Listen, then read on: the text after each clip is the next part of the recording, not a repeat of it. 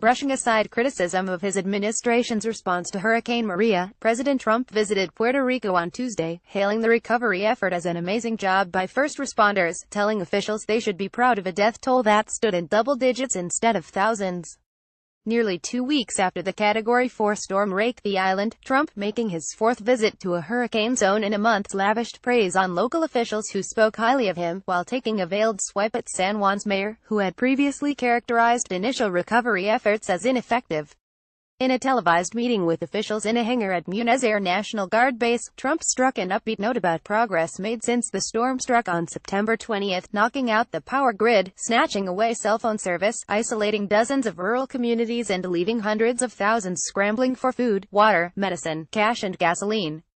But as sometimes happens when Trump makes off-the-cuff comments, the tone of his arrival remarks seemed jarring at times.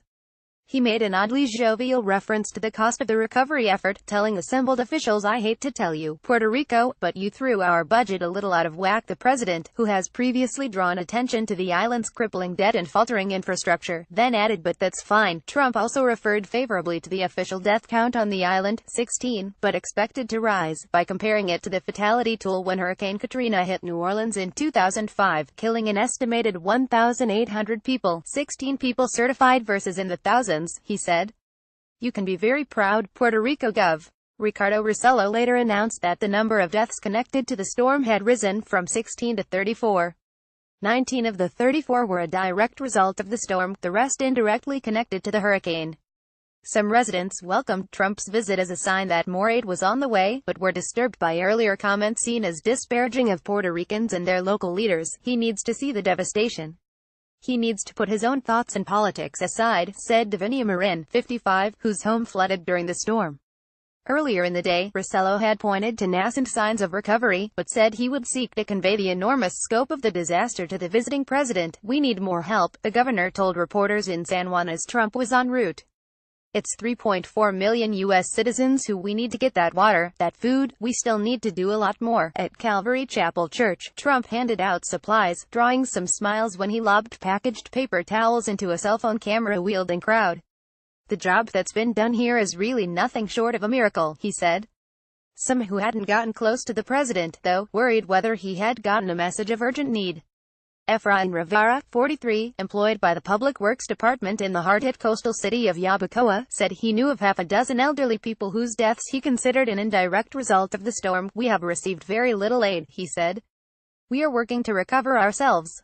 We need medicine, oxygen to take care of people." Wrapping up his nearly either visit with an aerial tour, the president flew by helicopter to a Navy ship offshore, the Kearsarge, where he shook hands with service members and met with the governor of the neighboring U.S. Virgin Islands, Kenneth Mapp, before boarding Air Force One for their return flight. Leaving Washington earlier Tuesday, Trump hailed his administration's recovery efforts in the territory, shrugging off criticism that the initial federal response was less robust than similar efforts when hurricanes struck Texas and Florida. "It's now acknowledged what a great job we've done," Trump told reporters at the White House as he and First Lady Melania Trump prepared to depart for San Juan. "In Texas and in Florida, we get an A+, the president said. And I'll tell you what, I think we've done just as good in Puerto Rico." During his visit, the president made a seeming attempt to back away from days of Twitter attacks on San Juan Mayor Carmen Yulín Cruz, though upon arriving, he seemed to take a dig at her by praising Rossello, who has been careful to couple appeals for more aid with praise for the administration. "Right from the beginning this governor did not play politics," Trump said in the hangar meeting, to applause. Over the weekend, Trump derided the mayor's poor leadership and implied that Puerto Ricans were not doing enough to help themselves. He also indirectly slammed the mayor in a tweet decrying politically motivated ingrates who criticized the scope and scale of the initial relief effort. Embarking on his trip, Trump said the mayor had come back a long way, though without detailing what in Cruz's stance had changed.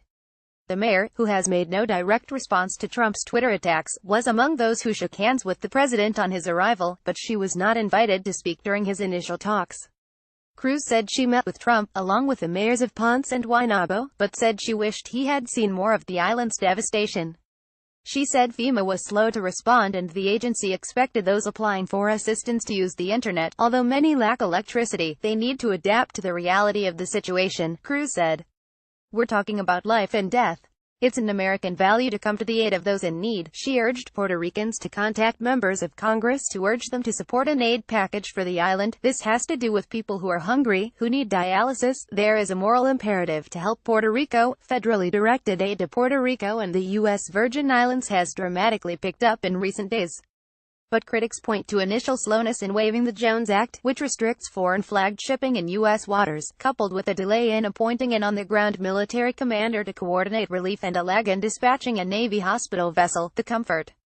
On a San Juan street corner, a half-dozen cab drivers awaiting fares debated the significance of Trump's visit. He needs to see the mountain areas where roads are still blocked and towns cut off, said Frankie Perez, 52. The others agreed. He's not going to the bad areas, said Giovanni Messinit, 39, but Perez, whose own home was left darkened and sweltering by the power cut-off, was impressed that Trump come it all, especially given the mass shooting in Las Vegas that killed at least 59 people. We're struggling, he said. I'm for the military here, they're doing a lot of good. But we need light. We're part of the U.S. Caption. Staff writers Hennessy Fisk reported from San Juan and King from Washington. Molly. Hennessy Fisk at lawtimes.com, Twitter at mollyflora.king, at lawtimes.com, Twitter at Laura King. Lad updates 7 p.m. This article was updated with an increase in the storm-related death toll and comments by the San Juan mayor. 1:55 p.m.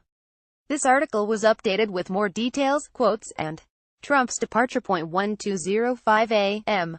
This article was updated with more Trump comments and comments from residents. 9:25 a.m. This article was updated with Trump's arrival remarks. This article was originally published at 9:05 a.m. Puerto Rico. Donald Trump. Caribbean hurricane Maria. 16 Melania Trump.